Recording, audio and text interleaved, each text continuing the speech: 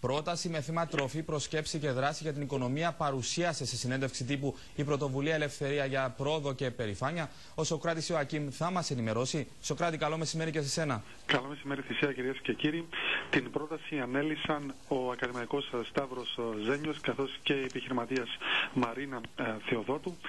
Εισηγήθηκαν λοιπόν 10 συγκεκριμένα πράγματα για αποτελεσματική διαχείριση της κρίσης, συγκεκριμένη σύσταση ομάδας διαχείρισης της κρίσης, για την καταπολέμηση της διαφθοράς, υιοθέτηση και αποφασιστική εφαρμογή συστάσεων της Διεθνούς Διαφάνειας καθώς και του Συμβουλίου της Ευρώπης, επανασχεδιασμό της κρατικής μηχανής με την κατάργηση υπηρεσιών που έκλεισαν τον ωφέλιμο τους κύκλο, εξυγχρονισμό του συστήματος διοίκησης του δημοσίου, υιοθετώντας σύγχρονα συστήματα διορισμού και προαγωγής που να απαιτούν ψυχομετρικά τεστ, έρευνα από ανεξάρτητη επιτροπή για αντιμετώπιση των προβλημάτων του τραπεζικού συστήματος με αρμοδιότητες που θα δοθούν από την Βουλή των Αντιπροσώπων, αντιμετώπιση του συνταξιοδοτικού, υιοθέτηση τιμαριθμικής αναπροσαρμογής μισθών και αναπτυξιακή στρατηγική, η οποία να περιλαμβάνει ένα οικοσύστημα επιχειρηματικότητας και συνεταιρισμούς του δημόσιου και ιδιωτικού τομέα.